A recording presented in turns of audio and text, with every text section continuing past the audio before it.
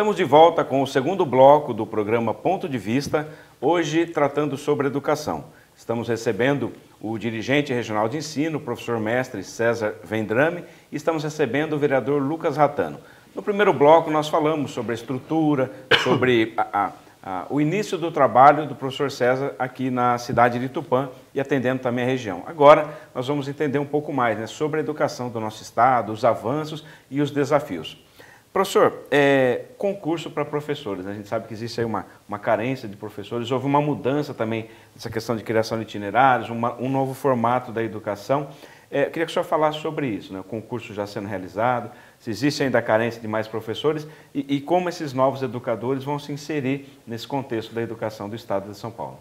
Sim, nós tivemos agora um processo de concurso público para a contratação de 15 mil professores numa primeira demanda, acredito que a VUNESP esteja trabalhando com a consolidação desses resultados, porque foi uma prova objetiva e uma prova discursiva e mais uma prova de videoaula e também a prova de títulos. Então, acredito que a empresa esteja trabalhando nesses primeiros resultados da prova objetiva e da discursiva para fazer a avaliação de títulos e da videoaula. É um movimento importante, porque o último concurso foi em 2014, então são quase 10 anos, e nós temos sim essa demanda de professores, ainda mais com a ampliação de aulas que a gente teve com a possibilidade dos itinerários formativos. Então a expectativa da rede é grande, que a gente possa principalmente efetivar esses parceiros que trabalharam contratados nesses últimos anos. Nós temos um grande número de professores que trabalharam mediante contratos, que a gente possa trazer esse time que já foi formado, que já conhece a realidade da escola e também novos talentos. Então a gente acredita que para 2024 nós vamos estar com pelo menos 15 mil profissionais novos ou que a gente integra na rede enquanto efetivos para favorecer o nosso trabalho. Falar um pouquinho dessas mudanças, Existe aí uma tendência porque a gente tem ciclos, da educação, O pensamento do fortalecimento do técnico, depois um olhar mais para a formação generalista. Como caminha hoje, Ocorreram algumas mudanças. Sim, a gente falou um pouquinho de como o resultado do ensino médio ele não é favorável, Ele destoa um pouquinho do que a gente entrega ao final do ensino fundamental. Então, se reestruturou o ensino médio pensando na vocação, no projeto de vida que é o nosso grande mote hoje. O que esse aluno quer e ele acredita que ele precisa aprender para ele tocar a vida dele em frente. Ou para continuidade na carreira acadêmica, ou para montar o próprio negócio, ou para empreender. Então, o ensino médio ele foi reformulado pensando nas áreas de conhecimento para que o aluno se identifique e se encontre. Então, hoje, algumas de nossas escolas, mas a maioria da rede, oferece 2 itinerários mistos ou 4 separados, um na área de matemática, um na área de ciências da natureza, outro na área de humanas e outro na área de linguagens. Ou 2 itinerários mistos, que pode ser linguagens com ciências humanas, ciências da natureza com matemática, E aí o estudante tem a oportunidade de, no final da primeira série, escolher esse caminho.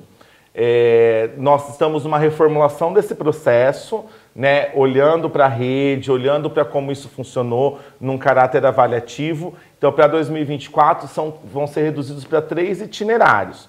2 mistos, um de ciências humanas com linguagens, que vai trabalhar a questão da liderança, do discurso, da criação, e outro de ciências da natureza com matemática, que vai trabalhar a investigação científica, as disciplinas mais ligadas a exatas, e o terceiro, que é o itinerário técnico. Então, a visão da Secretaria para 2024 é transformar algumas nossas escolas, elas continuam oferecendo o curso normal, ensino fundamental e médio, mas elas se transformam em escolas de formação técnica. Então, aqui na nossa diretoria de Tupã, na Escola Índia Vanuiri, por exemplo, a gente vai ter o curso técnico de agronegócio e o curso técnico de vendas. Nós também teremos em Herculândia e no Souza Leão, e aqui em Tupã também o curso de administração. E em Quatá, o curso de agronegócios, que está no plano nacional e estadual de educação, que 25% dessas vagas do ensino médio sejam de formação técnica profissional. Nós já tínhamos o modelo Novotec, como o vereador citou, que era em parceria com o Centro Paula Souza ou com outros centros de formação técnica. A novidade é que, para esse modelo que a Secretaria pensa para 2024, a própria escola se torna o centro técnico. acontece um processo seletivo de contratação de professores para esse ensino técnico e a secretaria criou os planos de curso de uma maneira mais uniformizada, o material que vai ser implementado, dando uma uniformidade para a formação desses alunos que escolheram o percurso técnico. Muito bom. Lucas, como é que você, como educador também, né, foi professor também na ETEC, né, já viu essa realidade? Como é que você vê também, né, a implementação dessas mudanças? Rogério, ontem até uma curiosidade, ontem a gente teve a Conferência Regional de Juventude. Eu sou membro do grupo de trabalho do Conselho Estadual de Juventude, represento os vereadores paulistas no Conselho. E ontem a gente teve uma conferência regional da nossa Macro Marília. E nas pautas, as duas grandes principais pautas, é claro, sempre educação e empregabilidade. E no que se referia à educação, o tema relevante dos conferencistas, de quem estava presente ali, as pautas principais, ou os grandes pedidos da nossa juventude da região de Marília, relacionados à educação, era educação integral e profissionalizante. Então, assim, era um desejo dos jovens e dos adolescentes, estudantes ali de ensino médio, outros já no ensino superior, mas em sua grande maioria adolescentes, essa vontade ou esse desejo de entender que a gente precisa de uma educação que seja integral, inclusiva também, e a importância da fala do dirigente de ter psicólogos fazendo esse trabalho dentro da rede, mas em específico profissionalizante. Então eu acredito muito na educação profissionalizante, professor, porque eu trabalhei no Centro Paula Souza, né? Sou professor, fui professor de lá, fui assistente de direção lá. Então eu acredito muito no papel que os cursos técnicos, que a formação profissional alinhada com o ensino médio tem no desenvolvimento desses jovens. E eu acho que o Estado ganha muito ao tornar cada escola, ou pelo menos alguma dessas escolas, novos centros de formação de profissional técnico. Porque a gente oferece para o município mão de obra qualificada, para o mercado mão de obra qualificada, ao mesmo tempo que a gente oferece para esse jovem uma oportunidade de, primeiro, querer frequentar as aulas do ensino médio, querer estar presente, porque aquilo faz sentido para o projeto de vida que ele mesmo enxerga para a vida dele.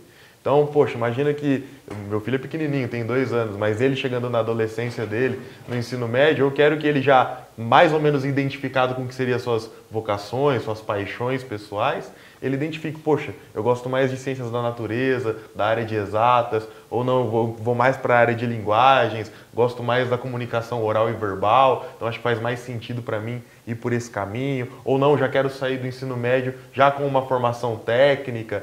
Eu fui no Indiavanuíri, nós levamos um palestrante lá para falar sobre inteligência artificial para os alunos de ensino médio.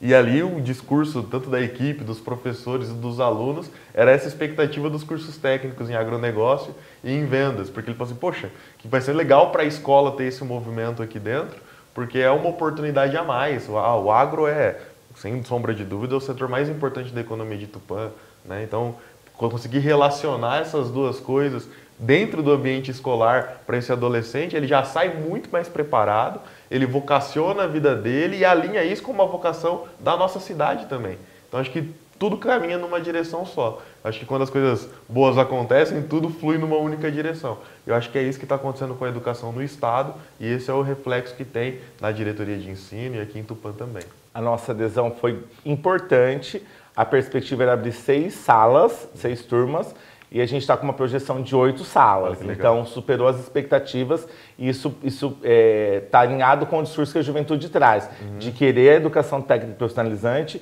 e aqui em Tupã a gente consegue oferecer nos 2 modelos. No parcial, no Indiavanuíri, então o aluno pode estudar de manhã e de repente já ir se integrando no mercado de trabalho à tarde, e na perspectiva integral no Souza Leão, em Quatá e em Herculândia, né? Dentro do período de 9 horas ou de 7 horas, né, com toda a estrutura do integral, ele também sai com a formação técnica. Lembrando, né, professor, que aquele aluno que quer continuar e buscam dar sequência na formação...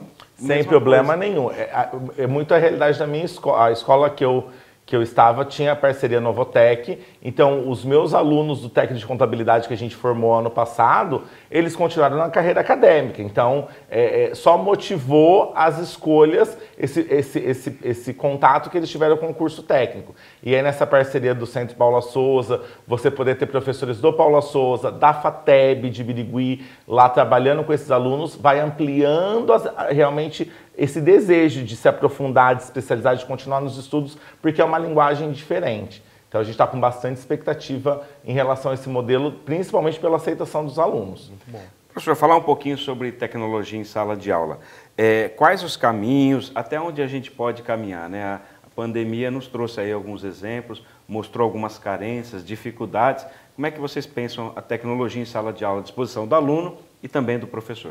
Sim, a gestão atual do Renato Federer é uma gestão muito ligada a como a gente pode usar essas ferramentas tecnológicas dentro da sala de aula, porque a tecnologia está na nossa vida e não é só do adolescente, da criança, também do adulto. A gente está mediado o tempo todo pelo uso do celular. Muitas das ferramentas, né, de entretenimento e de comunicação de trabalho estão agregadas no único aparelho que é o celular. Então, a Secretaria tem implantado plataformas digitais alinhadas ao desenvolvimento do currículo paulista. Então, por exemplo, para agregar aulas de língua portuguesa, nós temos a plataforma Redação SP, que o professor lança a proposta, o aluno redige, produz a redação dentro da proposta, a inteligência artificial faz uma pré-correção dessa redação, ela já vem pré-corrigida para o professor, que tem critérios de avaliação, que pode devolver para o aluno fazer as adequações ou já finalizar e dar a participação do aluno.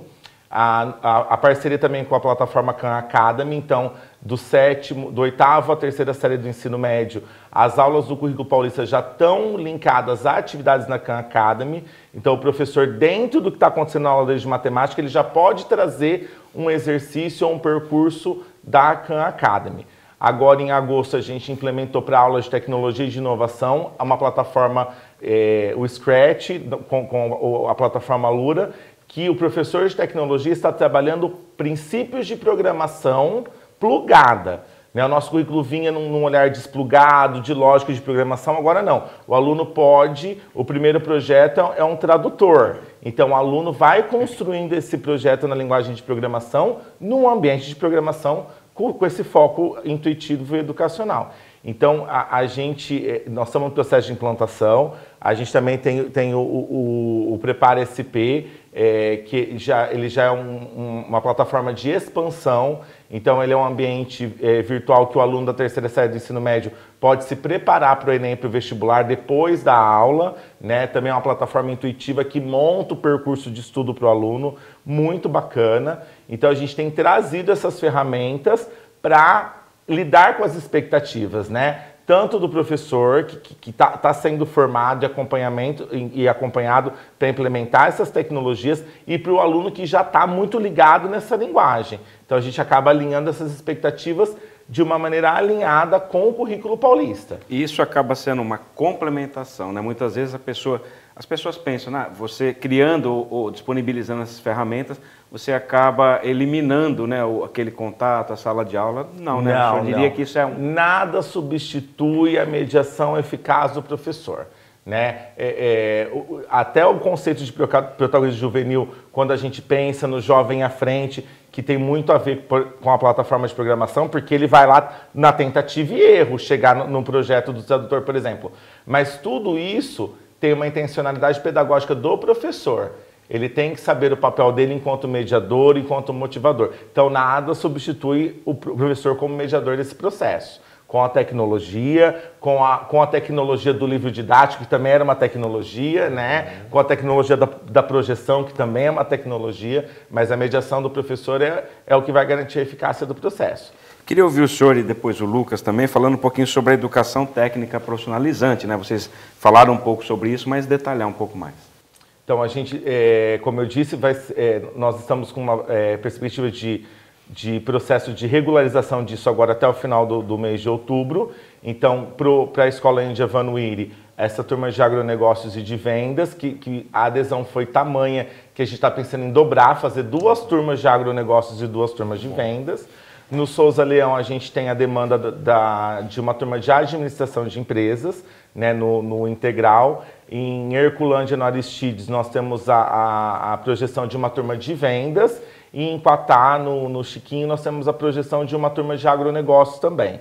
Né? Dentro dessa perspectiva do Plano Nacional e do Plano Educacional do Plano Nacional e Estadual de Educação, de oferecer pelo menos 25% de vagas desses estudantes do ensino médio na educação técnico profissionalizante. E nas escutas, como o vereador falou, tanto nas escutas que o próprio Renato Feder fez nas visitas das escolas, a gente vê esse desejo dos jovens de trazer essa formação numa perspectiva de atender aos projetos de vida. Eu quero sair daqui com uma perspectiva, eu quero sair daqui com uma formação que eu já possa atuar, que eu já possa pensar, independente se ele vai seguir para a carreira acadêmica ou não, mas na maioria das vezes ele ainda segue.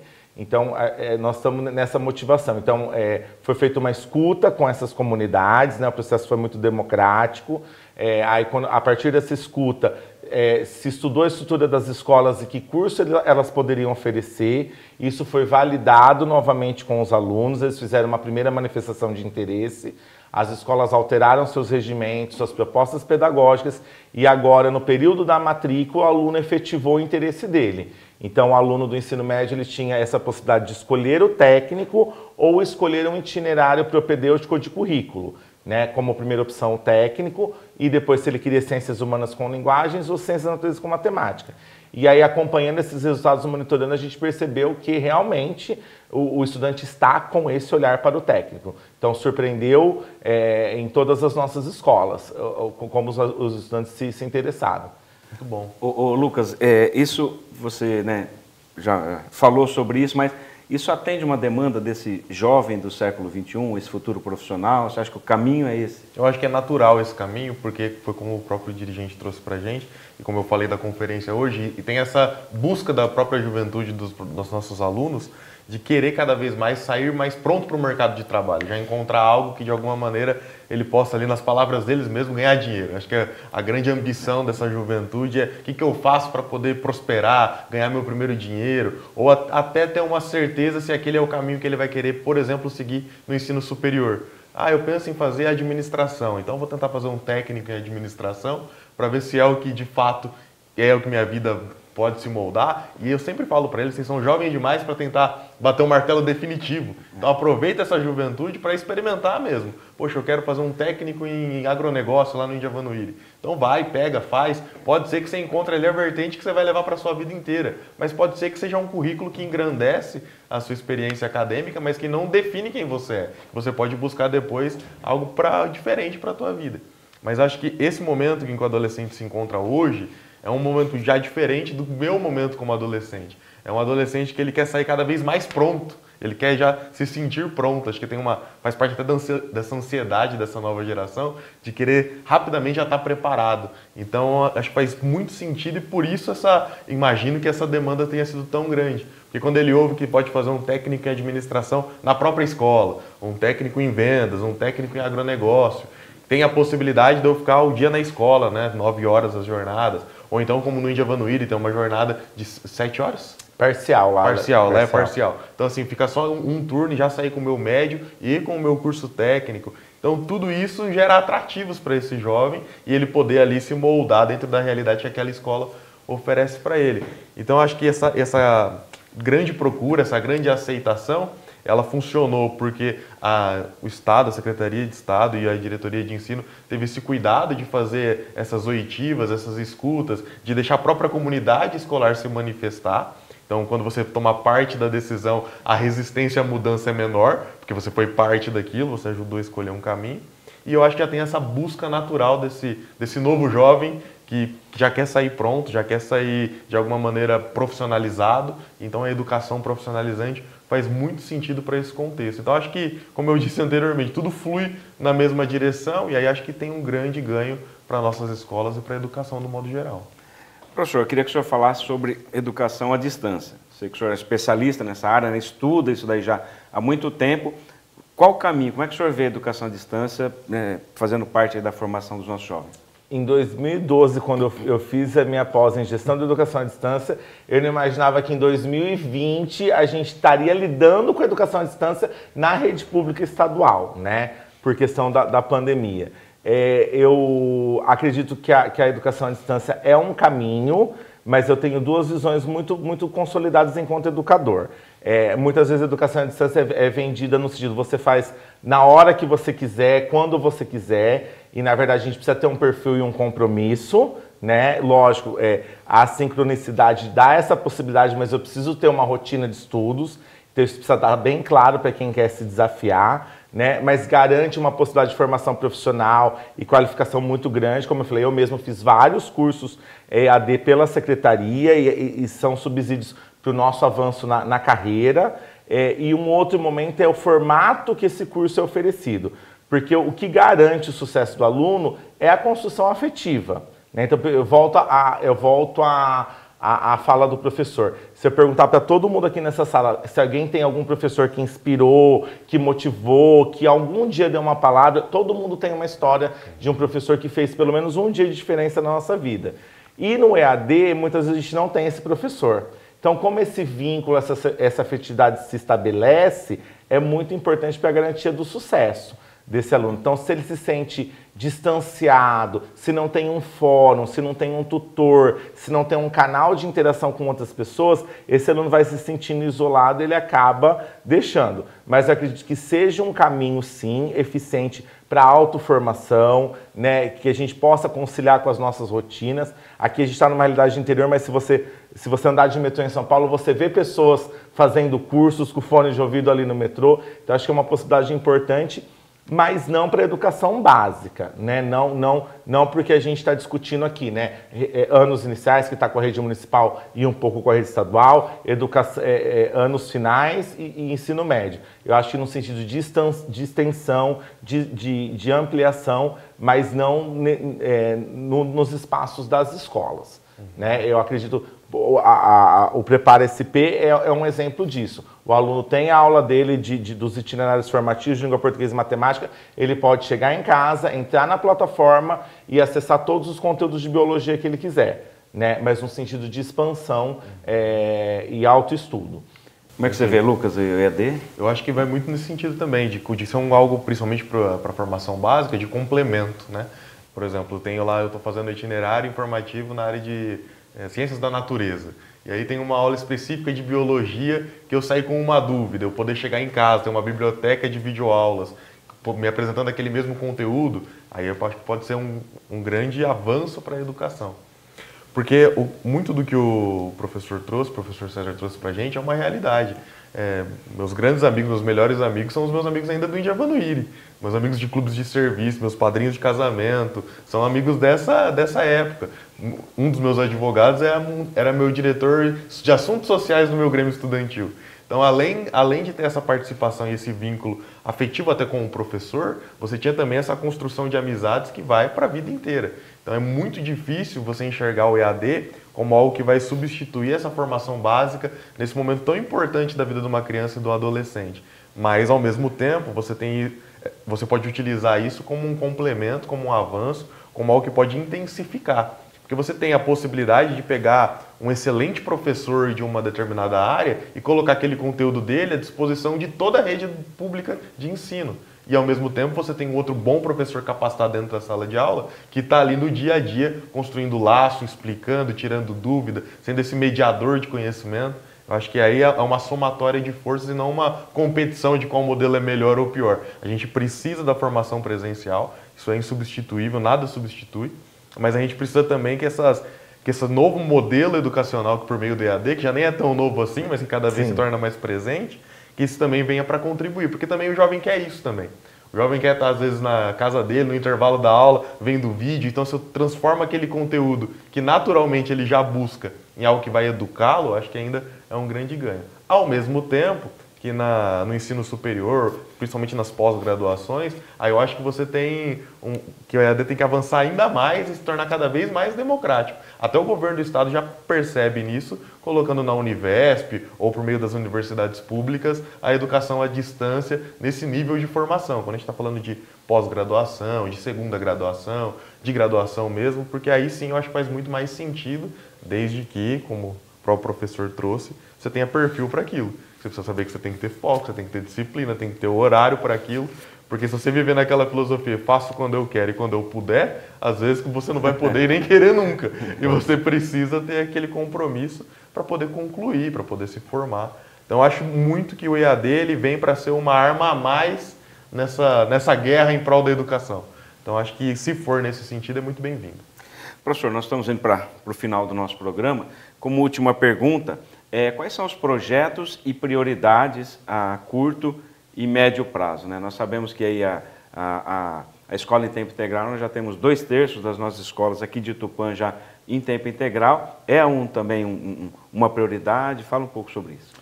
Nesse momento a gente atinge a meta dos planos nacional e estadual de educação, né? Que seria 50% das nossas vagas em tempo expandido, no princípio do programa Ensino Integral, né? A gente precisa fortalecer o trabalho dessas equipes, né, no pós-pandemia e no entender todos esses recursos que o Integral tem para atingir a aprendizagem e o protagonismo do aluno, né? Então, eu penso que esse é um olhar nós temos escolas que estão no programa desde o começo, nós temos escolas que ingressaram no programa esse ano, então a gente não pode perder o foco de fortalecer essas equipes, porque a formação continuada em serviço é uma das premissas do programa. Então, a gente mantém aquele time passa por uma avaliação anual justamente para que ele se desenvolva profissionalmente e implemente da melhor maneira possível o programa.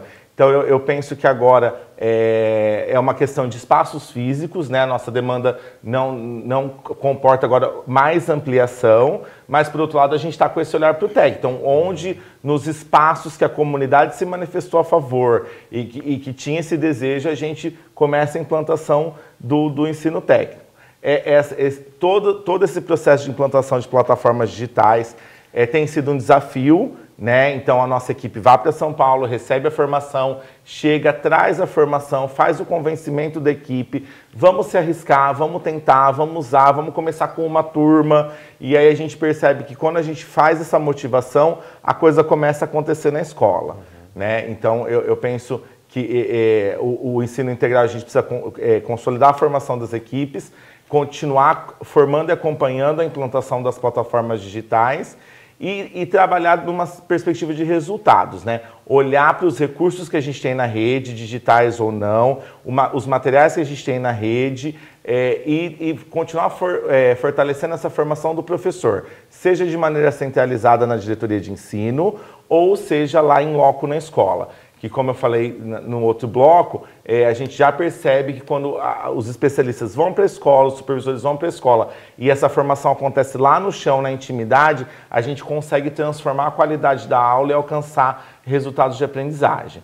Então, eu penso que não diria nem desafios, mas seriam os olhares que a diretoria de ensino de Tupã quer ter para o final desse 2023 e para 2024. Nós estamos com o SAEB aí batendo a porta, né? Toda a rede municipal, estadual, ETECs, escolas particulares, agora no finalzinho de outubro e começo de novembro vão estar passando por essa avaliação de sistema de âmbito nacional. Então, as nossas formações de 5º ano já colocaram o olhar dos professores para essa avaliação. A diretoria tem orientado as equipes de como olhar para todos esses recursos que eu tenho na escola e trabalhar em prol da segurança do aluno na realização dessa prova.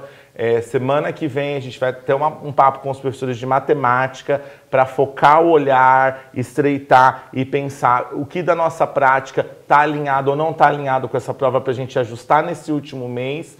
Então, eu acho que esses são os motes. Formar as equipes, gestoras e professores, ou centralizado ou lá em loco, para atender essas necessidades, porque a gente qualificando o trabalho das equipes, a gente qualifica a aula e a gente alcança o resultado. Professor César, professor mestre César Luiz Vendrame, obrigado pela sua vinda aqui à TV Câmara, convite do vereador Lucas e sempre à disposição para falarmos sobre educação, evolução da nossa cidade e dos nossos jovens e adolescentes. Eu agradeço o convite do vereador, agradeço a acolhida da TV Câmara.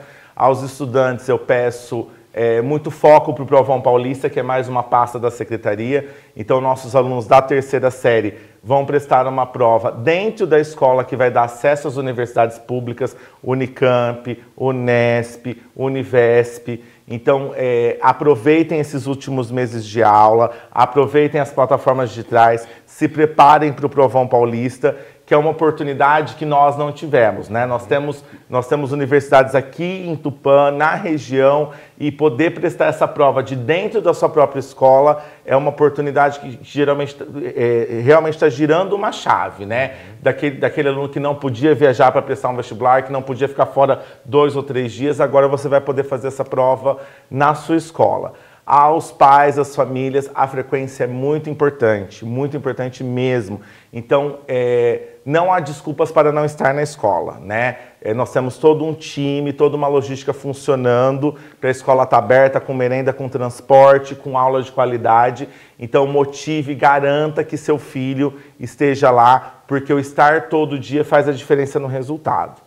Né? E a minha equipe da diretoria de ensino, aos meus diretores escolares, aos meus coordenadores, meus professores, obrigado pela acolhida, obrigado pelo entendimento das demandas e a garra com que tudo tem sido implementado em tão pouco tempo numa rede de 14 mil alunos. Né? Eu tenho percebido muito brilho nos olhos, muita vontade de fazer diferente, e eu acho que isso motiva muito o meu trabalho, do meu time, e a gente está aqui para atendê-los. Obrigado, professor, pela vinda. Lucas? Então, primeiro agradecer, dirigente, pela presença, por ter aceitado o convite, por ter dado essa verdadeira aula para a gente sobre o que é a diretoria de ensino e o trabalho que ela executa na nossa cidade e na nossa região. Acho que é fortalecer, fazer coro ao seu pedido da participação do Provão Paulista. Acho que é uma grande oportunidade que o nosso jovem da rede pública tem de acessar a universidade pública, porque é uma grande dificuldade. Muitas vezes a universidade pública ela é ocupada, muitas vezes não, na maioria das vezes, ela é ocupada não por alunos que vêm da rede pública. Esse é um grande desafio. Eu acho que o Feder e o Tarcísio acertaram ter essa possibilidade de eu ter uma prova específica para esses alunos terem acesso às universidades paulistas públicas. Reforçar também o pedido de frequência escolar é extremamente importante. Isso tem uma relação muito direta com o trabalho que, por exemplo, faz o Conselho Tutelar. Essa semana a gente tem eleição de conselheiro tutelar, então também pedir para a população que participe, todo mundo pode votar. Nesse domingo, lá no prédio da Facate, vai ser o local de votação. Vai ter tudo a ver, então família tem que mobilizar. As pessoas precisam se conscientizar que a frequência é importante, que o trabalho dessas escolas são fundamentais para que a gente garanta o futuro não só de um indivíduo, mas da nossa cidade. A gente pode parecer clichê, mas a gente não consegue uma cidade melhor se a gente não tiver jovens melhores, e isso não passa sem passar pela educação. Então, agradecer demais, dirigente, por essa visão, por trazer essas novas ideias, por arejar as nossas escolas. Eu acho que isso faz bem para Tupã. E agradecer demais também a toda a equipe da diretoria de ensino, em especial Rosana, Aislan, que estão aqui, que intermediaram essa conversa com a gente. Deixar um abraço também para a supervisora Tereza, estive com ela recentemente na rede protetiva de Tupã, que também é um projeto muito bacana, e a gente agradece demais a parceria com a diretoria de ensino. E agradecer a audiência da TV Câmara, a equipe da TV Câmara, Claudemir, que está na ilha de edição, Rogério, que fez a entrevista com a gente, porque a TV Câmara é exatamente isso. É a possibilidade que a gente tem de levar informação, utilidade pública para a população de Tupã e região. Então, basicamente, agradecer o trabalho de todos vocês e deixar sempre a Câmara Municipal e a coordenação da TV à disposição de todos vocês. Obrigado, Lucas, professor, aos nossos convidados, e obrigado a você de casa que acompanha a programação da TV Câmara. Hoje nós falamos sobre educação, tivemos aqui uma aula sobre como escolher caminhos, como buscar a sua formação. E eu encerro com uma reflexão. No livro Alice, País das Maravilhas, do Lewis Carroll, ele tem uma passagem em que a Alice se encontra ali em alguns caminhos. E um animal pergunta para ela ali, se não me engano, um coelho ou algum, para onde você vai? E ela fala, eu não sei. E ele diz, quando a gente não sabe o caminho, qualquer caminho serve. Então, escolha o caminho que você quer e aonde você quer chegar. E certamente a educação deve estar presente em todo esse percurso. Agradecemos a sua audiência e voltaremos no próximo programa. Até mais.